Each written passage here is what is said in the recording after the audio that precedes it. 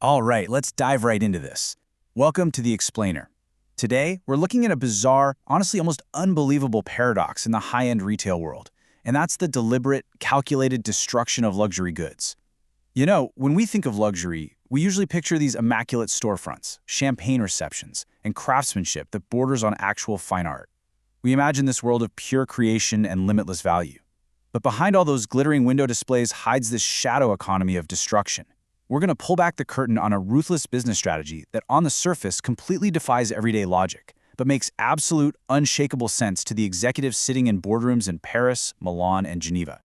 So, what if I told you that the most famous, highly sought-after luxury brands in the world would rather literally torch their $5,000 handbags, their limited edition mechanical watches, and custom-tailored designer clothing than sell them to you at a discount?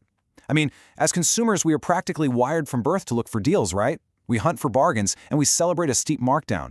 So this concept fundamentally shatters how we usually think about shopping and retail. Honestly, it feels almost offensive to our deep-seated understanding of how buying and selling is actually supposed to work. But it's the absolute truth. They deliberately destroy their own products. Just let that stark, shocking reality sink in for a second. We aren't talking about defective items here that failed some quality control test. We're not talking about factory seconds with loose stitching or a mismatched zipper. No, we are talking about pristine, perfectly crafted items, flawlessly engineered garments and accessories that took months of artisan labor to create. Items that were proudly displayed in beautiful, high-end stores.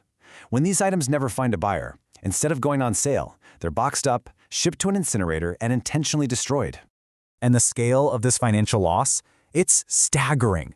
Every single year, tens of millions of dollars worth of flawless luxury goods go completely unsold. They just sit in temperature-controlled warehouses, gathering dust on the shelves.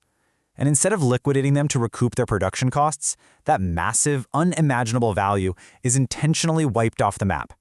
Just to put that into perspective, a few years ago, a major British fashion house admitted in its annual report that it had burned nearly $40 million worth of unsold clothes, accessories, and perfume in a single year. $40 million! And they are far from the only ones. Swiss watchmakers have actually been known to buy back their own unsold inventory from global jewelers purely so they can dismantle and melt down the pristine pieces.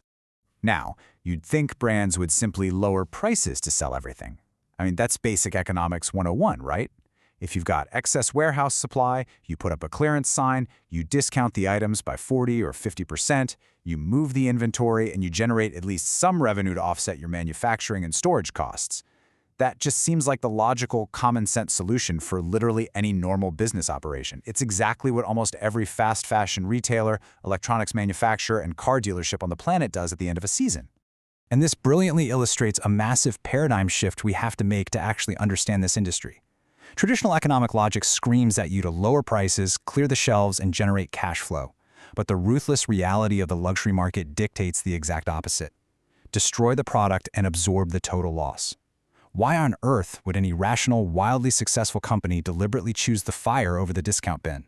It seems like corporate sabotage, but actually, scratch that. It's not sabotage at all.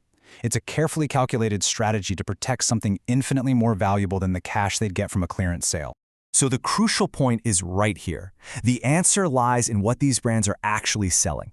Because luxury brands sell so much more than just physical products. When wealthy shoppers enter those velvet-roped boutiques, or attend exclusive VIP runway events, or walk the red carpet, they aren't just buying leather or silk or the intricate mechanical gears inside a titanium watch.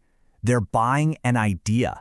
They are buying a feeling of belonging to a very specific, highly gated community. They are buying pure exclusivity. Now, what's really interesting about this concept is how we formally break down this intangible asset. Exclusivity is the state of being rare, restricted, and high status. This invisible aura, that is the actual product these brands are fiercely protecting. The handbag or the watch is merely the physical vessel for that exclusivity. When luxury houses refuse to mark down their goods, they're basically acting as gatekeepers, defending this exact definition.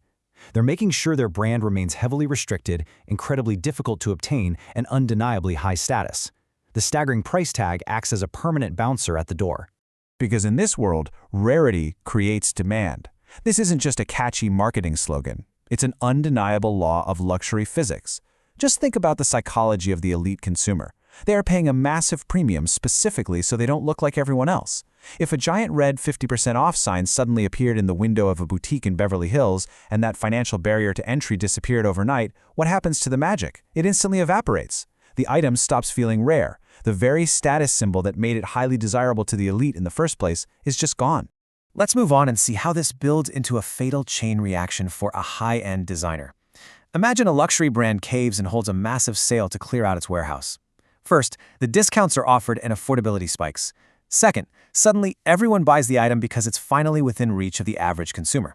Third, because everyone now has it, that crucial rarity is completely destroyed. And finally comes the fatal blow. Demand drops to zero among their core wealthy demographic. By trying to make a quick buck on surplus inventory, the brand permanently degrades its image and drives its most loyal, high-spending customers straight into the arms of more exclusive competitors. It's a complete game changer, but in the worst possible way. So to prevent this brand-killing cycle, these companies deploy a calculated, unyielding defense mechanism. They systematically pull all unsold products from their inventory worldwide. Then they make the dramatic, often controversial choice to destroy those excess goods completely, whether that's by burning, shredding, or melting them down. By doing so, they artificially constrain the supply in the market and keep overall demand incredibly high. Now, from the outside, it looks like absolute madness. But from their perspective, this isn't mindless waste. It's a ruthless, highly strategic defense of their empire. Ultimately, perception creates value. That is the absolutely crucial lesson anchoring this entire explainer. The premium calfskin leather, the dramatic store lighting, the spectacular runway shows, and the celebrity endorsements, they honestly matter far less than the aura of untouchability surrounding the brand. In the luxury industry, the perception of worth is infinitely more valuable than the physical product itself. The moment you compromise that perception, the physical product becomes just another piece of fabric or metal. So I'm going to leave you with this question to confront your own consumer psychology. When you strip away the flashy logos, the brilliant marketing campaigns, and all that societal pressure, what truly drives your desire? If you had the choice, would you rather own something rare or something cheap? It's a question that cuts right to the heart of how we assign value, not just to the things we buy, but to the status we seek in the world.